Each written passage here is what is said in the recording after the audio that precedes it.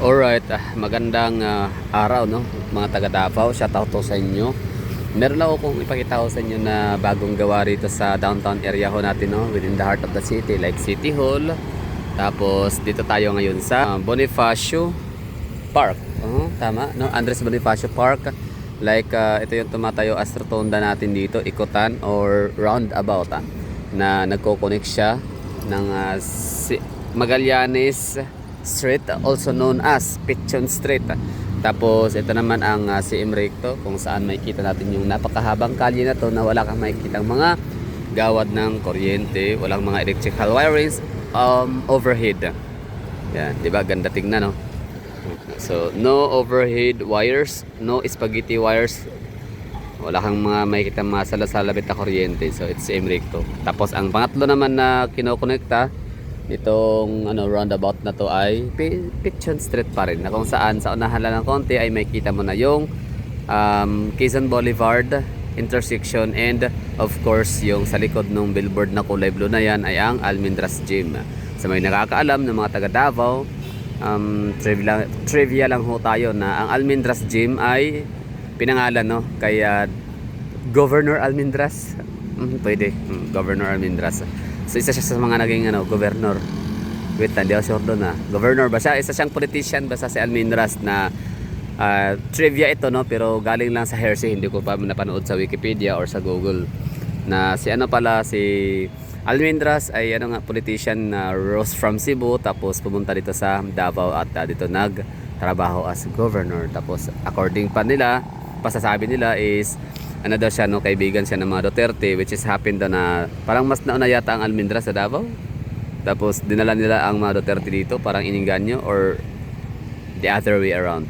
Anyway, so yun, bali ang natin dito, pakita ko para sa inyo. So naka 2 minutes na tayo. Ito pala yun, dapat yan. So that's sa Chris Hotel. Ang Chris Hotel is hotel no, by Chris. So sabi Philchris owner no, ang nagmamay-ari ng Philchris tsaka ng convenience store ay siya ring nagmamay-ari nitong Chris Hotel na to dito, na kung saan makikita siya sa may corner no ng CM Recto and Pichon Street or Magallanes Street, which is harap lang din siya ng Kulasas Barbecue, na sa mga hindi nakakaalam, itong na to is decades na to rito nakatayo, like siguro in the 90s if I'm not mistaken no, bata pa ako, Kulasas sa Kasiyan, elementary, so that's 90s. So ilang years na sila no, so that's 30 years more than. And yun, meron tayong nakita dito bagong City Health Office. Siguro taon pa lang to dito nakalipas. I mean, nailipat no. Taon or 2 taon. And Magallanes Residences, yung mga condominium sa likod na yan. So, yung mga gusali na to dito na mga medium built rise lang din naman sila, ay nadadagdagan sila no ng kailangan kasama. So, meron na sila dagdag no. So, join the club na itong si Chris Inn. So maliit lang siya, hindi siya medium built rise lang din siya no. Pero malaki yung kanyang malaki ang pinagbago sa lugar, kasi sa mga nakaalala, itong lugar to dito ay mga sabi nila Islam area daw di ba? Ano ba Islam squatter or ano ba tawag diyan? Parang yun yung sa diba, Islam or squatter area or informal settlers. Pero hindi, bahay-bahayan to dito, yung nga lang siksikan. So parang more of siya no, parang similar nga talaga siya sa mga bahay na makikita mo sa mga distress area ng mga dikit-dikit, mga basa. Isang maliit lang siya na lugar pero napakaraming bahay no, ang nakatira, maraming pamilya. So ngayon nawala na yon, yung bahay na yon. So pero hindi ko sinabi hindi talaga sure kung squatter ba siya, or kasi pag squatter di ba yung may-ari ang lupa, or yung lupa mayroong nagmamay-ari tapos tinirhan ng mga tao at in-squat no. The moment na kukunin ng may-ari, hindi na sila pumayag at patayan na sila no, nakipag-away, nakipaggulo. So may mga resistance na nangyayari kasi nga kiniklaim nila sila yung may-ari, sila yung mga ancestral sa lugar, original ng mga owner. Okay, so yun po yung squatter di ba, pagkakaalam natin. So parang modus, ginagawa siyang modus ng mga karamihan. And yun, Chris Inn.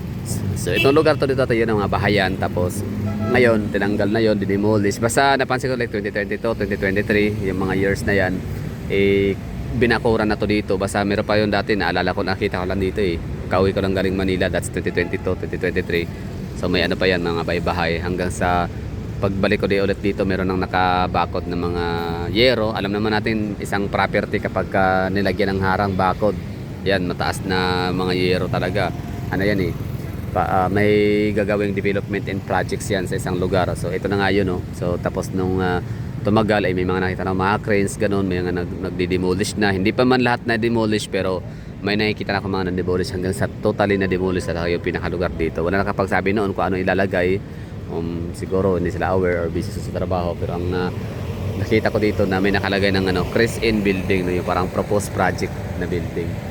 Okay, so yun po yung sinishare ko lang sa inyo ngayon dito sa Davao City. Ako ay napadaan lang din naman. Dapat punta ako ng Rojas ngayon, Rojas Avenue, pero dahil sa ako ay napadaan din dito at naalala ko to dito, sabi ko nga pala daanan ko to at i-share ko na lang sa mga taga Davao City na hindi na nakatira sa Davao City ngayon.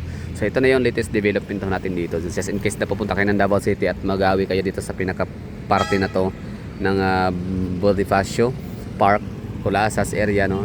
Makikita nyo dito meron ng bagong dito, bahay. I mean building, no? Medium built building na ha. So that's Chris Inn. Yan na nga pag na may-ari daw ng Philcres and convenience, or ang owner ng convenience in Philcres ay same lang din sa owner ng Chris Inn. And of course, siya, puntahan natin yan sa mamaya sa unahan dyan, no? Nga pala, share ko lang, isa rin kasi sa na naisip ko ba't ako pupunta dito kapag ako'y magawi sa lugar na to dito sa downtown area sa City Hall malapit, ay pupuntahan ko tong Chris Inn na to kasi meron akong parang memory sa aking Facebook na shinerd na yun na nga, meron akong captured picture like 2015 or 2016, no, sometimes, no, sa mga ganyang taon. Tama, sige, mga 2016 siguro. 2016, 2015. Basta sometimes that year ay meron akong na videohan or na picturean. Picture lang kasi naman that time, di ba? Also yung video. May video naman pero hindi pa talaga laganap hindi pa rampant yung vlogging. Dito, dyan ako nakatayo no. Andyan, di ba? Dyan ako natayo. Pakita ko yung picture ha. So mula dyan, pinicturean ko tong mga ilaw na to dito kasi ako'y na-amaze that time 2016 na ang lugar na to dito ay walang mga gawad ng kuryente, which is first time ever ako nakita ng ganun ha. Except sa mga movies, sa mga Hollywood or sa mga European movies na may mga underground cabling system talaga ng mga kalsada at mga makikitang mga lamppost na walang kuryente. O siyempre sa ibang mga lugar, yung mga lamppost na naka solar power, no. Pero dito sa Davao City, ako'y namangha, no. So pinicturean ko yung lugar. So ako'y nakatayo nga ulit, no, dito. Diyan ako nakatayo, tapos pinicturean ko tong lamppost na yan. Tapos nahagip ko to ditong area. So itong parte na to dito na kinatatayuan ng Chris Inn na yan ay mga gubatan pa yan, kakahuyan. Hindi gubata, like may kakahuyan pa, may greeneries. So sabi ko, naalala ko, sabi, oy, ang ganda, pala to dito, no, napaka napakalilim, may mga punong kahoy, greeneries. Ngayon wala na, naging Chris Inn na siya. So yun lang ang share ko sa inyo. So ito yung bagong dito, latest, no, development sa Pichon Corner si Emricto. Chris Inn, harap ng Colasas. Ayan so naglalakad ako dito na area para maipakita ko sa inyo yung lugar kung saan ako nakatayo that time para picturean yung itong bahagi na to dito sa City Hall likod, no, na yan ang 2016 ay underground cabling system na siya mula dyan hanggang dito. Yan, mula dyan sa likod ng City Hall hanggang sa dito sa may roundabout. Tapos namangha ako kasi nga walang gawad ng kuryente. So yan yung pilot episode pala, pilot run ng pilot project ng underground cabling system sa Davao City. So parang phase 1 na siya, ganun. So ito yon, pinicturean ko to dito. Dito ako nung nakatayo at pinicturean ko siya. Sabi ko, wow, ganda. Walang wirings na makikita overhead. Di ba? So mangha na ako noon. Napakaliit lang na portion ng underground cabling system na yun dito. Pilot, no, sa likod ng City Hall sa Kuriang Bayang Panglungsod. Hanggang diyan sa may roundabout. So pinicture ko siya. Yan, ganyan na picture.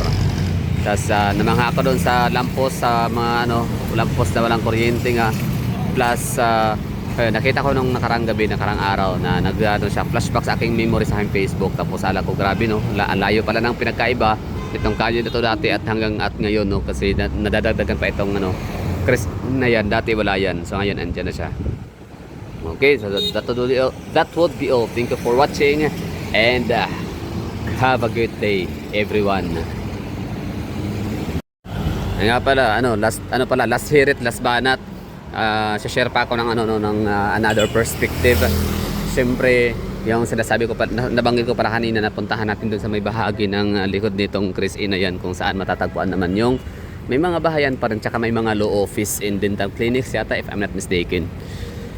So sa likod niyan ay Almendras Gym, Almendras Washington, no?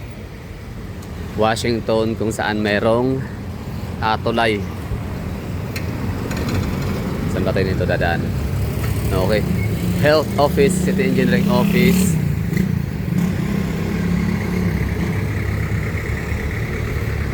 Yan po yung mamakita natin dito. Magallanes Residences. Colasas Barbecue still standing, no? Keeps still strong. Strong holding. Kapit lang. Colasas.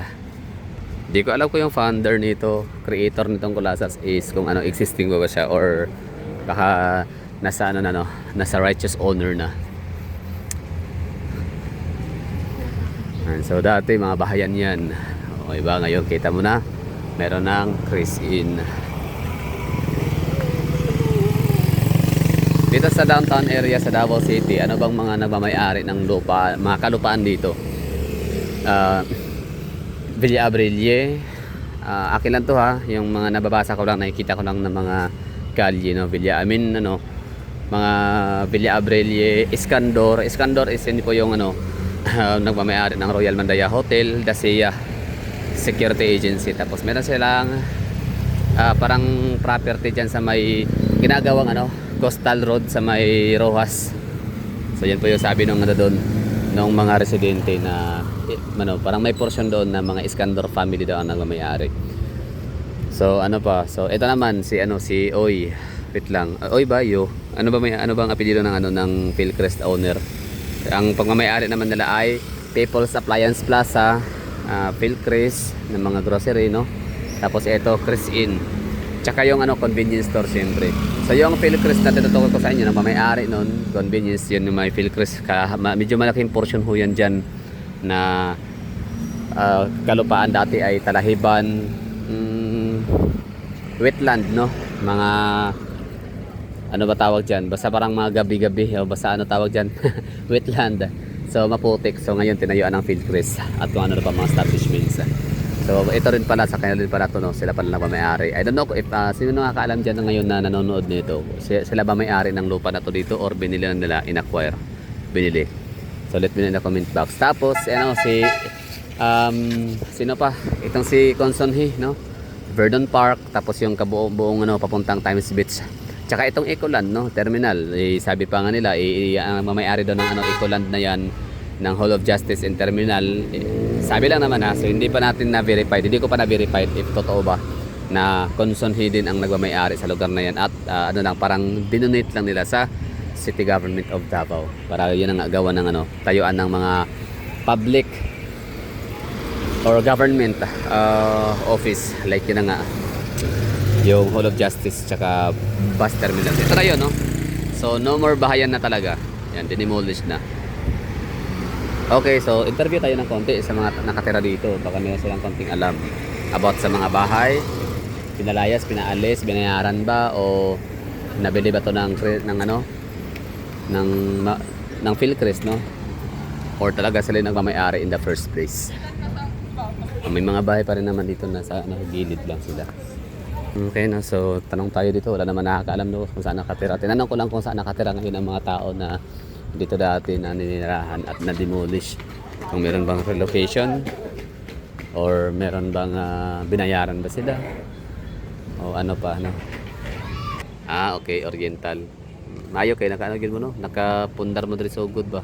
Grabe, milyon na ni. Pag naiplano na si Philcrest palitan yung lugar, palit niyo baligya.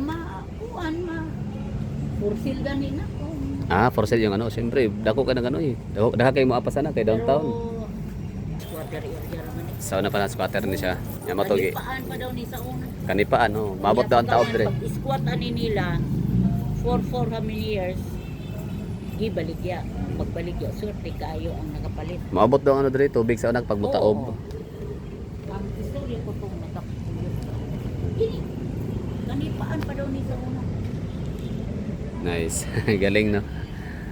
At least ano, binago ng Nabuhi pa ta atong sa unang panahon. Kita na lang. gani. Ayun no, bali nakaasat natin si nanay dito. Siguro na around 60 years old na si nanay pa sa senior citizen. Tapos ang nangyari ay yan na nga, bali ang nakatira dyan na tinutukoy ko sa inyo na parang mga bahayan na parang semi-squatter na hindi naman talaga pala talaga totoo si squatter no. So buti nga na lang hindi ko sinabi talaga na squatter kasi di ako sure. Basta may bahayan lang dyan. Kasi hindi siya, alam naman natin yung ano yung setup ng bahay, 'di ba, na parang hindi talaga siya for good sa isang lugar kasi yung gawa sa materialis ay yung mga light lang. So yan po yung nakikita ko dati. So ngayon napag-alaman na manager pala yun ng Philcris, yung nakatira dati, tapos parang buong mag-anak sila, pamilya, for free no, for how many years nakatira doon sa dyan sa may Chris Inn ngayon na kinatatayuan. So yun, ngayon kinuha na, pinaalis. So ibig sabihin walang squatting na nangyayari no. Walang tumira para pag paalisin magpapabayad. So yun, pinaalis na at nakapundar naman na daw ng property bahay yung manager ng Philcris, kaya okay lang na umalis siya at pinaalis na siya ng Philcris na amo rin naman niyang may-ari ng Chris Inn. So that would be all. Thank you for watching. Galing no. So ito yun sa downtown area of Davao City. Maliit na portion pero may mga bahayan, and ang ibang mga bahay ay ginawang commercial area like Cebuana at kung ano pa. So that would be all. Thank you for watching. Sana nagustuhan nyo ito na natin na update dito sa downtown city of Davao.